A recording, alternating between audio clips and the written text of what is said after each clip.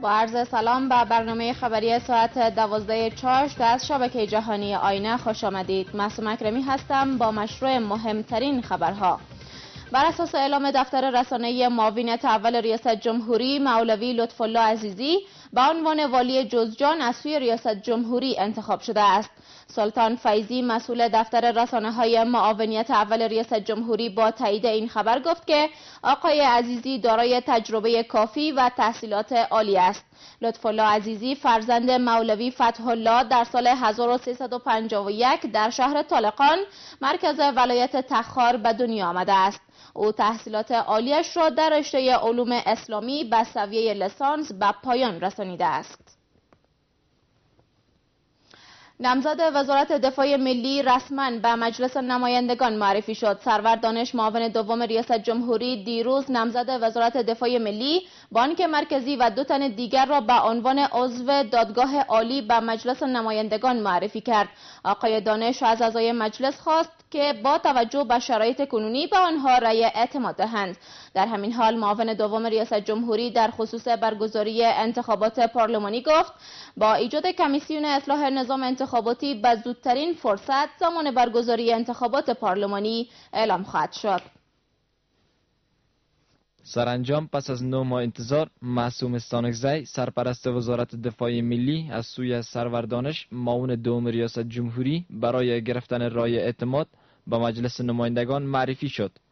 آقای دانش در کنار سرپرست وزارت دفاع سید یوسف حلیم و انیس رسولی را به عنوان اعضای دادگاه عالی و خلیل الله صدیق را به عنوان نامزد ریاست بانک مرکزی نیز به مجلس نمایندگان معرفی کرد. آقای دانش چهره‌های معرفی شده را مسلکی دانست و از نمایندگان خواست تا به آنها رای اعتماد دهند. یک بار دیگر امروز این فرصت را فراهم ساختید که برای معرفی 2 تن از اعضای استره محکمه جمهوری اسلامی افغانستان و یک عضو باقی مانده از اعضای کابینه حکومت وحدت ملی و رئیس افغانستان بانک در خانه ملت حضور پیدا کنم. از شما وکلای محترم جدا تقاضا میکنم که هر چه زودتر به همه این 4 شخصیت ما رأی تایید دهید تا انشاءالله وزارت دفاع ما و سربازان دلیر و فداکار ما بتوانند در سایه رهبری مدبرانه وزیر خود مسئولیت و رسالت خود را به بهترین وجه ادا نمایند. معاون دوم ریاست جمهوری در خصوص برگزاری انتخابات پارلمانی گفت که قرار است به زودی کمیسیون اصلاح نظام انتخاباتی ایجاد گردد و زمان برگزاری انتخابات پارلمانی را اعلام کند. ما امیدواریم با آغاز کار کمیسیون اصلاحات انتخاباتی در روزهای نزدیک زمینه اصلاحات لازم در سیستم انتخاباتی ما فراهم گردد و با رفع مشکلات تکنیکی و مالی تاریخ و تقویم انتخاباتی هر چه زودتر اعلام شود و با فراهم شدن فرصت مناسب امنیتی و برگزاری انتخابات شفاف، عمومی و عادلانه دوره 17 تخمینی ما در یک فضای مناسب سیاسی آغاز به کار نماید. از سوی هم این مقام ریاست جمهوری گفت تا هنوز 26 والی تعیین شده و والیان دیگر نیز گزینش شدند که قرار است در آینده نزدیک رسما کارشان را در ولایات آغاز کند. اکنون ساختار و رهبری اکثر ادارات حکومتی و دولتی در مرکز و ولایات در حال تکمیل شدن است. اکثریت اعضای کابینه تکمیل شده و والیان بیش از 26 ولایت تعیین شدند و والیان باقی مانده هم در روزهای آینده تعیین شده و کار خود را آغاز خواهند کرد. این در حالی است که به تازگی والیان ولایت‌های غور، بامیان و دایکندی کارهایشان را رسما آغاز کردند. والیان ولایت‌های فاریاب، جوزجان و سرپل نیز گزینش شدند، اما هنوز به این ولایات فرستاده نشدند. طالبان آرزوهایشان را به گور خواهند برد. سرور دانش معاون دوم ریاست جمهوری میگوید که طالبان با استفاده از امکانات کشورهای خارجی جنگ را در افغانستان شدت دادند. آقای دانش هشدار داد که طالبان اهدافشان را به گور خواهند برد و ای تاکید کرد در برابر حراس افغانان همدستی گروه‌های سیاسی داخلی یک نیاز است و باید افغانستان را از این حالت نجات دهند. در همین حال شماری از اعضای مجلس نمایندگان عامل اصلی ناامنی‌های افغانستان را عدم تفکیک دوست و دشمن مردم افغانستان می‌دانند. حملات انتحاری و تروریستی از جنوب تا شمال افغانستان همگان را به تنگ آورده است. حملات اخیر از کابل تا هلمند، ننگرهار و اروزگان، طالبان در گوشه و کنار افغانستان در تلاش سقوط محلات اند.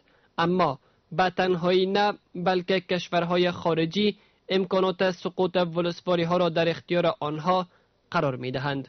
درست این نگرانی از زبان معاون دوم ریاست جمهوری مطرح می شود.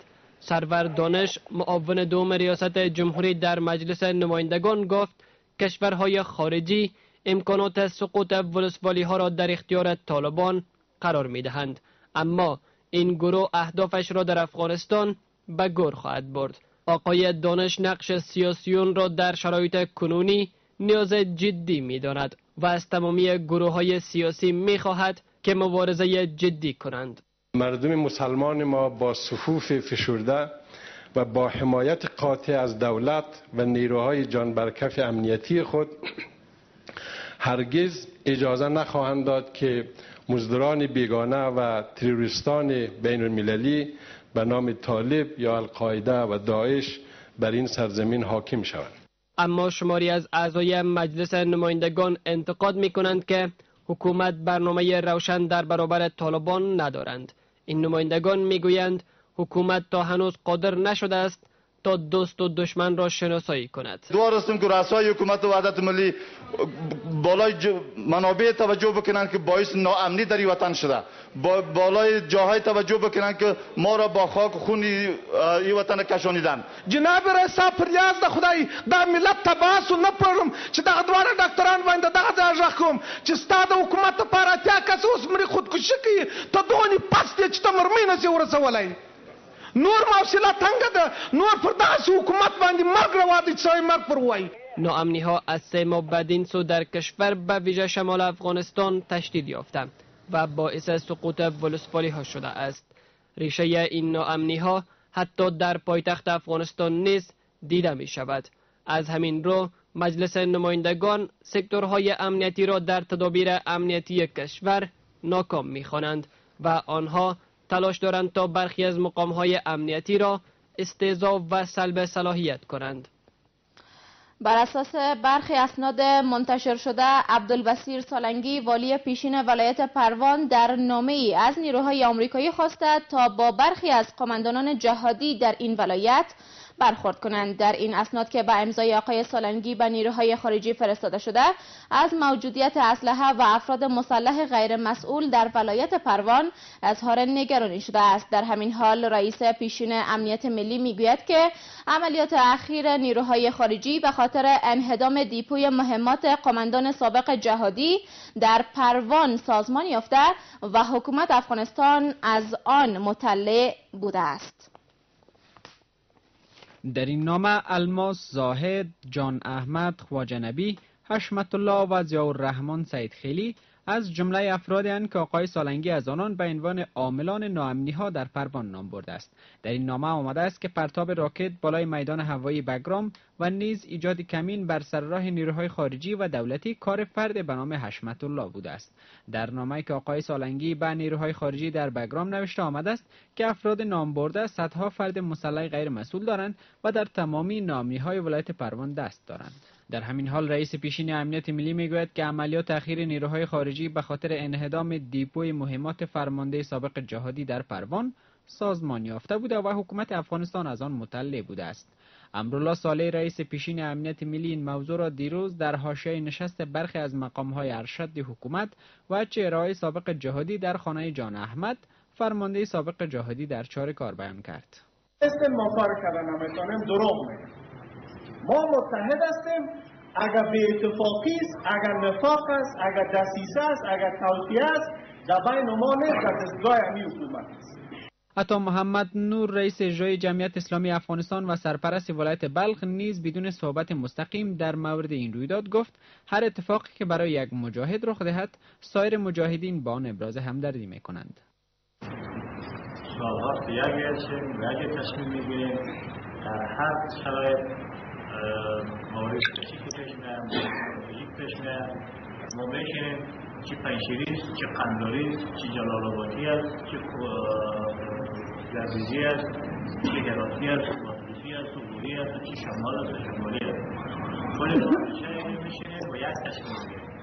عبدالله روز گذشته در واکنش به این رویداد گفته که عملیات شب هنگام نیروهای خارجی بالای خانه این فرمانده سابق جهادی سبب نگرانی مردم به خصوص مجاهدین شده است و وی با بیان اینکه در این زمینه با رئیس جمهور، وزیر دفاع و ستاد ارتش صحبت کرده است گفت این عملیات تصورات را به میان آورده است که این یک حرکت بر ضد مجاهدین بوده، اما مردم و مجاهدین باید اطمینان داشته باشند که حکومت به دفاع از حیثیت مجاهدین و ارزش‌های جهاد متحد است و به هیچ نیرو و قوت اجازه داده نمی شود که علیه مجاهدین توطئه کند.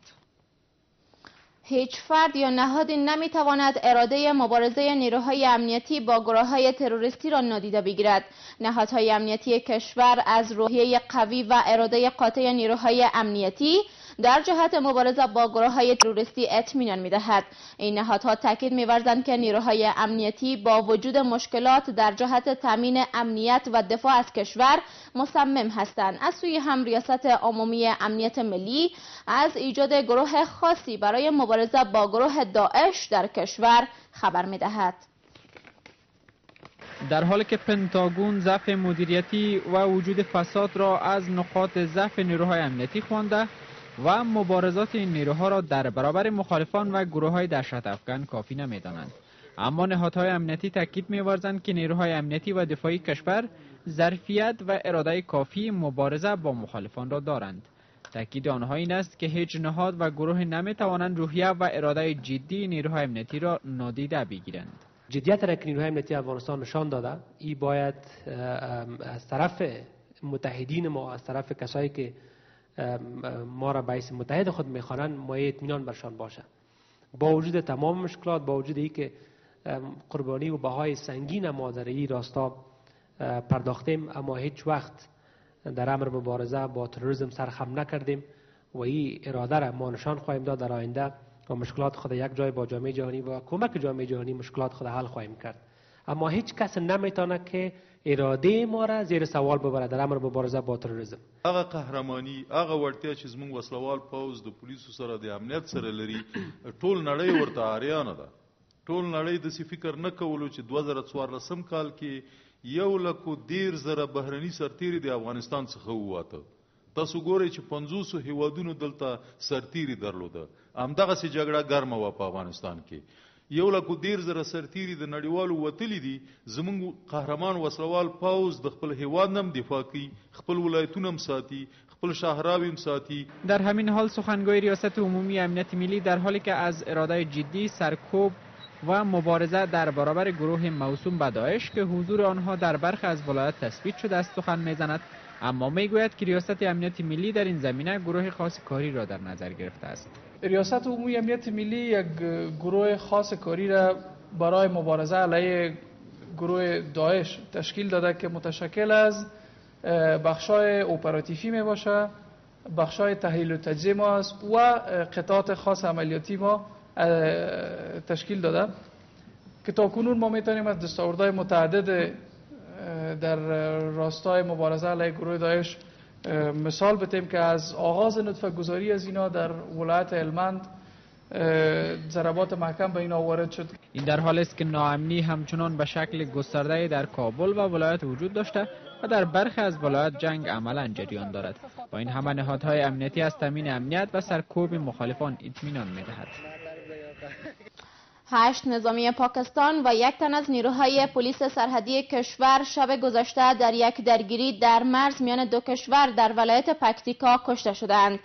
صدیق صدیقی سخنگوی وزارت داخلی افغانستان روز چهارشنبه در یک نشست خبری به خبرنگاران گفت که این رویداد شب گذشته اتفاق افتاده است. آقای صدیقی گفت که حدود 12 بجه شب گذشته نظامیان پاکستانی در بخش مرزی با ولسوالی برمل ولایت پکتیکا دست به تخطی مرزی زدند. با گفته وی نظامیان پاکستانی می‌خواستند تأسیساتشان را در بخش مرزی میان دو کشور جاسازی کنند، اما نیروهای امنیتی ممانعت کردند و سبب درگیری میان دو طرف شده است. او یادآور شد که در این درگیری بر اساس گزارش‌ها 8 نظامی پاکستانی و 1 سرباز پلیس مرزی کشور کشته شدند. سخنگوی وزارت داخله افزود که نیروهای سرحدی کشور به نظامیان پاکستانی اجازه ندادند تا تأسیساتشان را جاسازی کنند. ژاپن 141 اراده ماشینالات مختلف النوع را جهت حل مشکلات حفظ و مراقبت سرک‌ها در شاهراهای کشور به وزارت فواید عامه کمک کرد. محمود بلیغ وزیر فواید عامه حین تسلیمگیری این کمک‌ها بر رسانه‌ها گفت که این کمک‌ها به اساس نیازمندی‌های وزارت فواید عامه همکاری گردیده که با کارگیری از آن به برخی مشکلات شاهراها و حفظ مراقبت رسیدگی خواهد شد. در همین حال سفیر ژاپن در افغانستان میگوید که ژاپن برای بهبود ظرفیت حفظ و مراقبت سرک‌ها این کمک‌ها را انجام داده و در آینده نیز در نظر دارد تا در 5 ولایت دیگر برای حل نیازمندی‌های مردم همکاری نماید. مشکلات شاهراهای 17 ولایت کشور در فصل زمستان سبب شده است که تاجران و مردم در حین عبور و مرور آسیب‌های زیادی را متحمل شوند و حتی سبب مرگ شهروندان کشور گردد. حال ژاپن به منظور حل مشکلات حفظ مراقبت سرک‌ها و همچنان حالات اضطراری و برف‌کوچ‌های زمستانی در 34 نقطه از قبل تعیین شده در 17 ولایت کشور 141 اراده ماشینالات مختلف نوع به وزارت فواید عامه کمک کرد. این کمک‌ها که شامل اسکواتر، دمتریک، ولیدر و برف پاک کن می باشد به منظور حفظ و مراقبت و حل مشکلات ترانسپورتی زمستان در سالنگ‌ها از سوی ژاپن به ارزش 32 میلیون دلار تهیه گردیده به وزارت فواید عامه تسلیم داده شد. محمود بلیغ وزیر فواید عامه این کمک‌ها را برای حل مشکلات ترانسپورتی در شاهراهای کشور بسنده ندانسته میگوید که این کمک‌ها به اساس نیازمندی‌های وزارت فواید عامه همکاری گردیده که با کارگیری از آن به برخی از مشکلات شاهراها و حفظ و مراقبت رسیدگی خواهد شد. بیشتر از 17 ولایت در واقع 17 ولایتی که نقطه‌های بسیار وخیم‌تر هستند در واقع تقسیم خواهد شد و از اونها در بخش حفظ و مراقبت و همچنین در فصل زمستان در قسمت برفپاکی و بازنگه داشتن مسیرها برای ترافیک استفاده خواهد شد. نقاط کشور نقاطی که تثبیت کردیم، نقاطی که مشکلات داشته می باشیم همیشه تقریبا در حدود 60 نقطه کریتیکال یا نقطه وخیم وجود داره که این 60 نقطه مثل سالنگا، مثل کوتل اونای، مثل کوتل آجیگک، مثل کوتل مولا یعقوب، مثل کوتل قره‌کمر.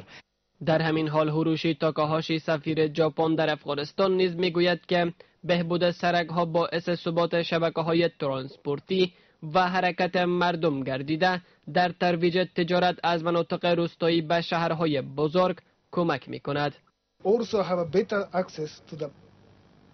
در نتیجه تطبیق این پروژه ظرفیت مراقبت سرک ولایت‌های کابل، میدان وردک، غزنی، بدخشان، بادغیس، بامیان، دایکنډی، غور، لوگر، پکتیا و پروان به طور قابل توجه بهبود خواهد یافت.